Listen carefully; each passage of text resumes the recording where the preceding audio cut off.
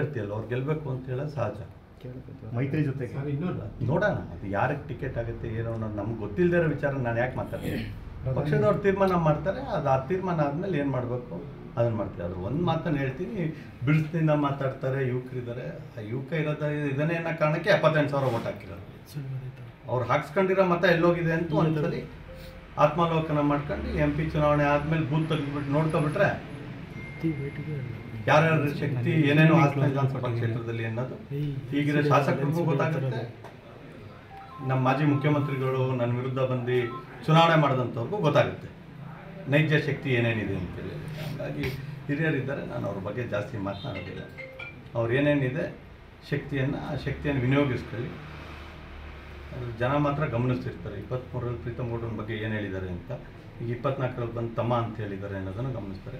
28ರಲ್ಲಿ ಏನು ಹೇಳ್ತಾರೆ ಅಂತಲೂ ಕೌತುಕದಿಂದ ಕಾಯ್ತಿರ್ತಾರೆ. ಹಂಗಾಗಿ ನಾನು ಮಾತನಾಡಬೇಕಾದ್ರೆ ಬೇರೆಯವ್ರಂಗೆ ಒಂದ್ಸಲಿ ಒಂದು ಮಾತಾಡಿ ಇನ್ನೊಂದ್ಸಲಿ ಇನ್ನೊಂದು ಮಾತಾಡೋ ಅಂತ ಕೆಲಸ ಮಾಡಲ್ಲ. ಭಾಳ ಜವಾಬ್ದಾರಿಯುತವಾಗಿ ನಾನು ಭಾಳ ಹುಮ್ಮಸ್ನಿಂದ ಮಾತಾಡಿದ್ರು, ಯುವಕನಾಗಿ ಮಾತಾಡಿದ್ರು. ತಿಮ್ಮಪ್ಪ ಗೌರಿ ಮೀನು ಸಾಕಣೆ ಮಾಡಿ ವರ್ಷಕ್ಕೆ 5 ಲಕ್ಷ ಗಳಿಸ್ತಿದ್ದಾರೆ. ನೀವು ಕೂಡ ಅವರಿಂದ ಕಲಿಬೇಕಾ? ಅವ್ರ ಜೊತೆ ವಿಡಿಯೋ ಕಾಲ್ನಲ್ಲಿ ಮಾತಾಡಬೇಕಾ? ಈಗಲೇ ಫ್ರೀಡಮ್ ಆ್ಯಪ್ ಡೌನ್ಲೋಡ್ ಮಾಡಿ. ತುರುಸಿನಿಂದ ಮಾತನಾಡಿದ್ರು ನನ್ನ ಮಾತಲ್ಲಿ ಬದ್ಧತೆ ಇರುತ್ತೆ. ಹಂಗಾಗಿ ನನ್ನ ಬದ್ಧತೆ ಇದ್ದರೆ ಮಾತ್ರ ಮಾತನಾಡ್ತೀನಿ.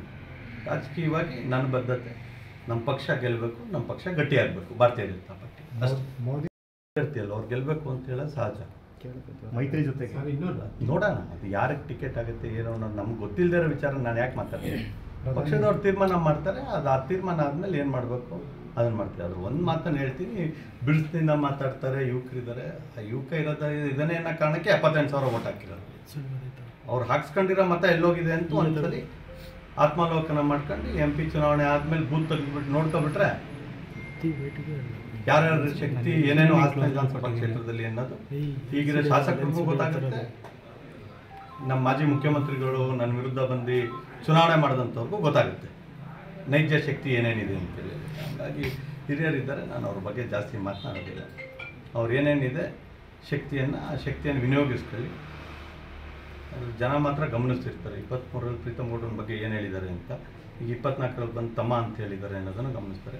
28ರಲ್ಲಿ ಏನು ಹೇಳ್ತಾರೆ ಅಂತಲೂ ಕೌತುಕದಿಂದ ಕಾಯ್ತಿರ್ತಾರೆ. ಹಂಗಾಗಿ ನಾನು ಮಾತನಾಡಬೇಕಾದ್ರೆ ಬೇರೆಯವ್ರಂಗೆ ಒಂದ್ಸಲಿ ಒಂದು ಮಾತಾಡಿ ಇನ್ನೊಂದ್ಸಲಿ ಇನ್ನೊಂದು ಮಾತಾಡೋ ಅಂತ ಕೆಲಸ ಮಾಡಲ್ಲ. ಭಾಳ ಜವಾಬ್ದಾರಿಯುತವಾಗಿ ನಾನು ಭಾಳ ಹುಮ್ಮಸ್ನಿಂದ ಮಾತಾಡಿದ್ರು, ಯುವಕನಾಗಿ ಮಾತಾಡಿದ್ರು, ತುರುಸಿನಿಂದ ಮಾತನಾಡಿದ್ರು ನನ್ನ ಮಾತಲ್ಲಿ ಬದ್ಧತೆ ಇರುತ್ತೆ. ಹಂಗಾಗಿ ನನ್ನ ಬದ್ಧತೆ ಇದ್ದರೆ ಮಾತ್ರ ಮಾತನಾಡ್ತೀನಿ.